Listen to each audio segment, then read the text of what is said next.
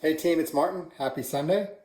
I was on vacation last week and did not do a video, so apologize for that. For those of you who anxiously await my videos each week, and for the majority of you, well, you got a weekend off as well.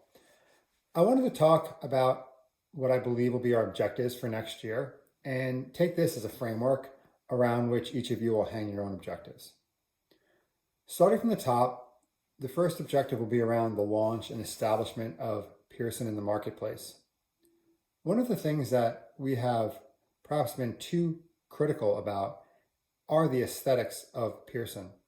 And when we establish Pearson in the marketplace, we need to establish it as the easiest to install, the fastest to install, the most integral of all built-in photovoltaic systems, but also the best looking.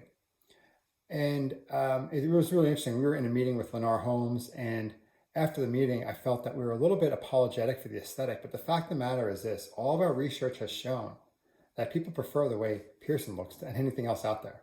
So the first set of objectives will be around the promotion, the establishment of Pearson in the marketplace as the best for the homeowner, the best for the installer, the best looking, and the easiest way to get built-in photovoltaic systems in homes.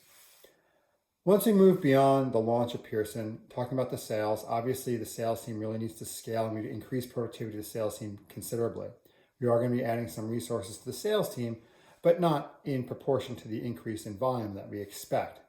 But that's totally understandable because we're not going to add, 100 more dealers for Pearson. In fact, we actually may have fewer dealers for Pearson than Decotech, or the same amount. The fact of the matter is Pearson is a superior product. It's easier to sell. It's easier to install. And so we need to work with the sales team to get the same, to get 3x the throughput through a slightly larger team. So increasing sales productivity and delivering our numbers will be a key deliverable. So then once you have established Pearson in the marketplace and you've established a channel for it, we have to build it. And to that, we will need to get the factory up and running and as efficient as possible. Right now, we improve every day. I was speaking with Ed the other day, and he showed me on the dashboard, each day they track where they've set records at specific steps in the manufacturing process. And we will continue to set records until the factory in San Jose is capable of delivering the 10,000 or so homes each year. So there'll be another set of objectives around increasing the manufacturing efficiency. And hand in hand with the manufacturing efficiency, and this next objective will span across multiple functions, is reducing the cost. Obviously, we want to get Pearson to market as soon as possible, and our costs are higher than they are higher today than they will be when we're at scale. And managing that process from where we are today to where we will be when we're at scale will be very, very critical. We need to lower the material cost, we need to lower the labor content, we need to lower the services cost. And having programs around that and measuring that and predicting when we'll hit certain cost targets will be another set of objectives. Beyond the manufacturing, you go to research and development in the product side of the house. On the product side of the house, obviously we're going to have the stage gate 2 for Chameleon, but we're also going to need to spend a lot of time and effort in version 1.1 of Pearson. As I mentioned just now, or just before, we need to reduce the costs, and V1.1 of Pearson will enable us to do that. So around the R&D side of the house, I expect objectives around V1.1, the specific cost targets therein, as well as hitting certain milestones for Pearson, as well as other advanced technologies in which we're going to invest.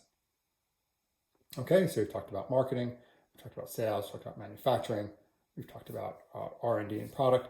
While we're on the topic of product, we will enhance our product offerings next year with batteries and charging. Also, since we're on the topic of product and Ray is responsible for both product and software, there's a lot of software development that needs to happen, and putting in place those systems that will enable us to scale from 1,000 homes to 3,000 homes to 8,000 homes to 50,000 homes will be a significant focus for the company in 2022. Taking the next function that comes to mind, which is equally critical, is services. The services team will need to scale as well. As I mentioned earlier, we'll need to drive down our costs, but at the same time, invest more and expand the service territories for our team.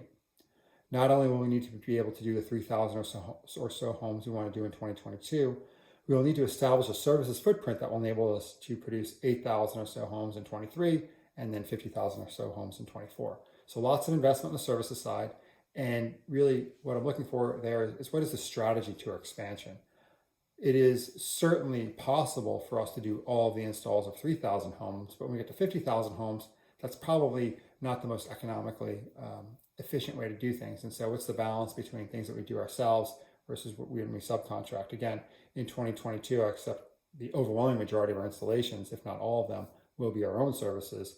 But how do we set the stage so that when we're at 50,000 homes per year, we have some ability to bring on third-party services that are managed by our own ECs, such that we have a flex capability, but we still deliver the quality of service that we're used to.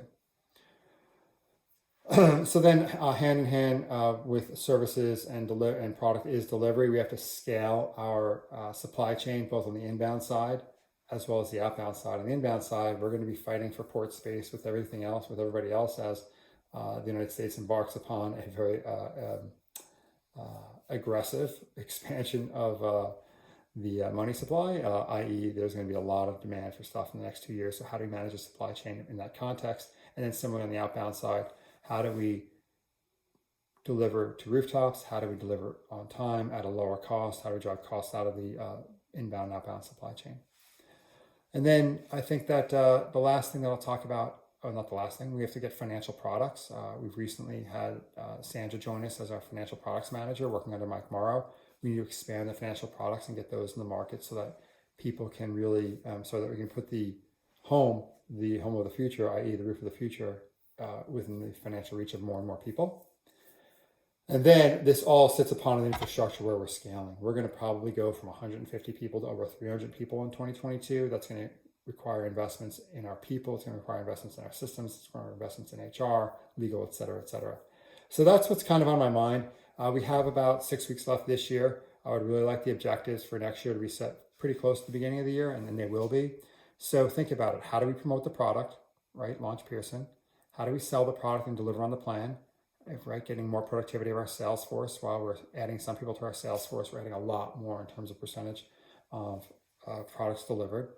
How do we get manufacturing to the levels, and what are the steps we need to take? And this is not to say that we're not doing this. We've done a great job under Ralph, Ken, Ed's leadership. We're making great progress every day. But how do we get to that next level? Driving costs down so that we can establish the margins that we should rightly earn. On the R&D side, how do we take the cost out of Pearson while at the same time pushing the state of the art with Chameleon and other investments that we're going to make? Financial products, scaling services, getting software developed, building the infrastructure to grow. All right. I'm not going to share any shout outs at this time. We've got a couple of all hands in the next 2 weeks. We have one this week, and then we also have another on December 1st with David, and Jim Schnepper. So that's all I have for now. Thank you all so much. Have a great weekend. Cheers. Bye.